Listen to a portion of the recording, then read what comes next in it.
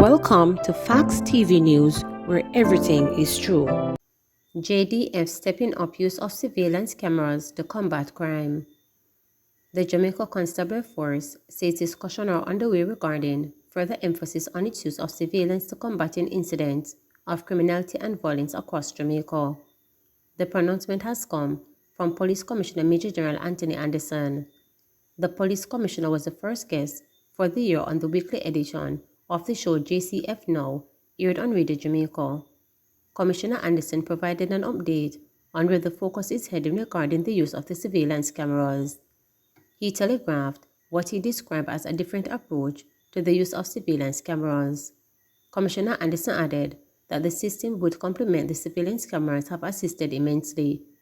Over the last few years, the police force has been using digital imagery to detect and deter criminal activities. The program has also aided in the arrest and arraignment of offenders. Police Commissioner Anthony Anderson was speaking on JCF Now, which is aired weekly on Radio Jamaica. Children among 8 left homeless following Manchester fire. 8 people, including 4 children, have been left homeless following an early morning fire in Craighead, Manchester on Sunday. Jasmine Daly, matriarch of the family, told reporters that she and her relatives lost all their belongings in the blaze. "We don't have anywhere to go. We don't have any clothes. We lose everything in the house," she lamented. Daly believes the fire started in an outside kitchen.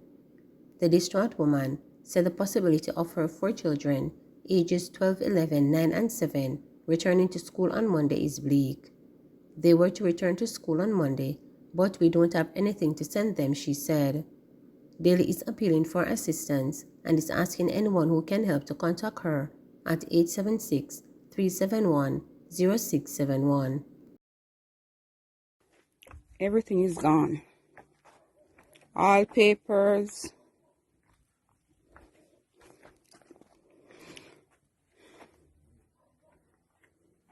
Kitchen is burnt down totally. Only the walls of the building are standing. I'm entering the house from the back.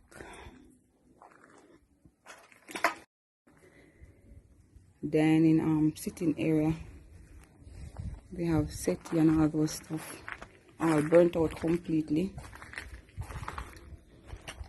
This is a room here. As you can see, there were 2 beds in here. Nothing is left. A family of 8.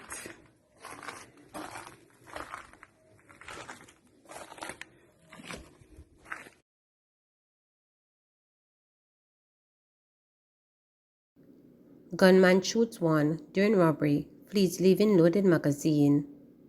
A gunman shot one of 2 men and fled with more than $30,000, but left behind a loaded magazine during a robbery Sunday morning.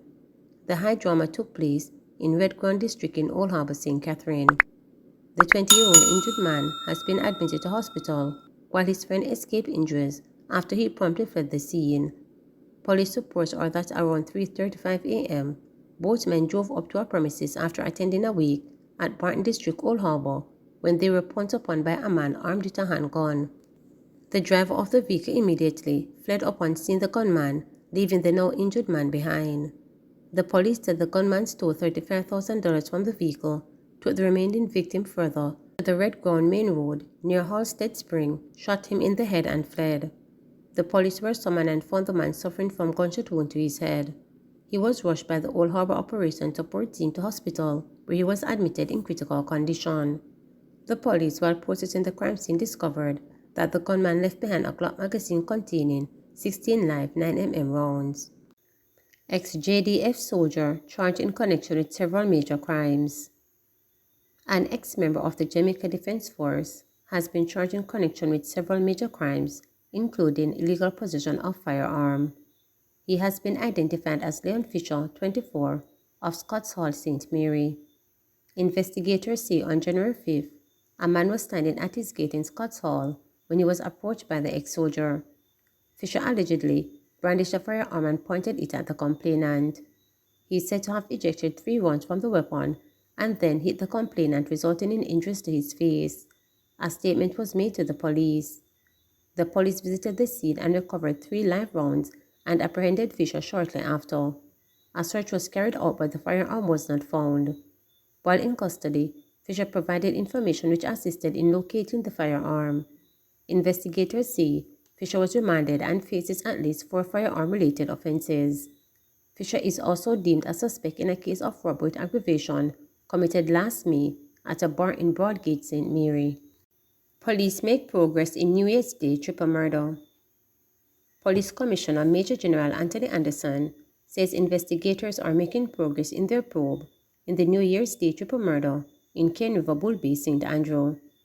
The area has been rocked by gang violence over several recent weeks. 68-year-old Mason Isaac Ashton and 39-year-old construction worker Alric Ashton, both of Taylor Land in 9 Miles Bull Bay, and a man known only by his alias Narco, were killed when gunmen spared bullets on the vehicle in which they were passengers. Police Commissioner Anderson, who toured the community on the weekend, said investigators have identified the perpetrators of the attack. In the meantime, Commissioner Anderson says domestic violence and contract killings are of major concern to the police high command. We're seeing too many killings over nothing. Sometimes it's just an angry playout and inability to resolve difficulties and challenges without resorting to violence, so that accounts for too many of our people dying. MOH urges Jamaicans to get vaccinated amid global COVID-19 surge.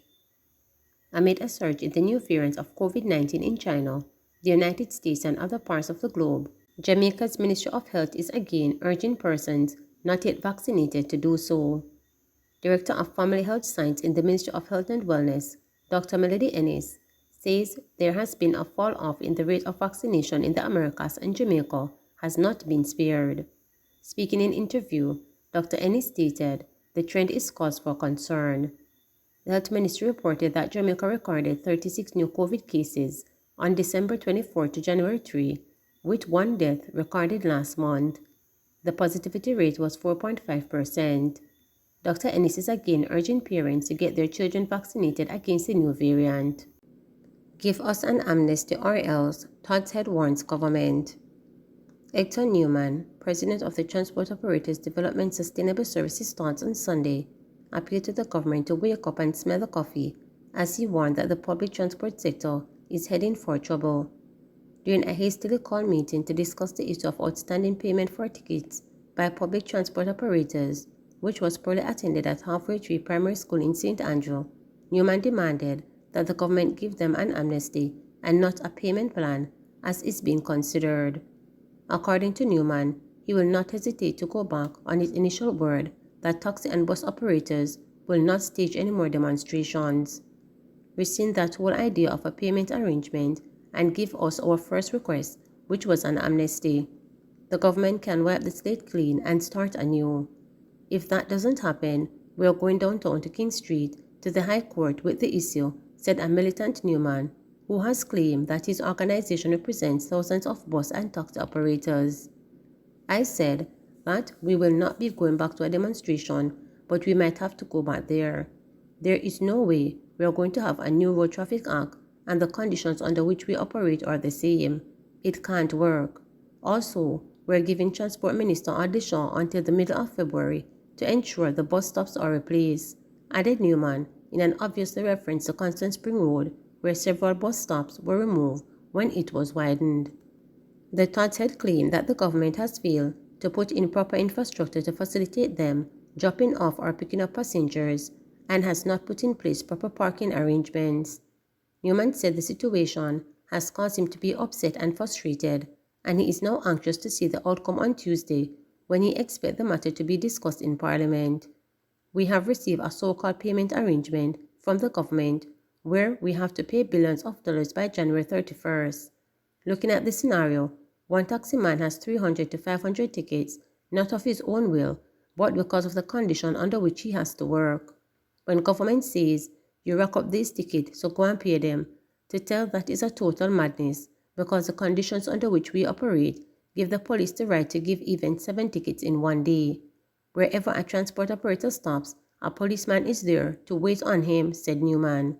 He charged that the transport operators begged the government to give them a particular space in Halfway Tree for parking, but property was given instead to a car dealer to park motor vehicles for sale. We're in a pickle, a bind, and at a crossroad. There is no way we can come up with over $3 billion by January 31st. We are not paying one single dollar until we know what Parliament says Newman insisted. We are not the cause of what is happening to us now. The government is painting every section of the road yellow. If we have a hatchet carriage, I have to set up anywhere that is convenient for me. When you look at the road safety issues, is it in the taximan causing accident on the road? No. Is it that the government planned this so that the more money we can go into our coffers? Newman questioned as he argued that the police of targeting private transport operators. Please remember to subscribe, like, share, and click the notification bell.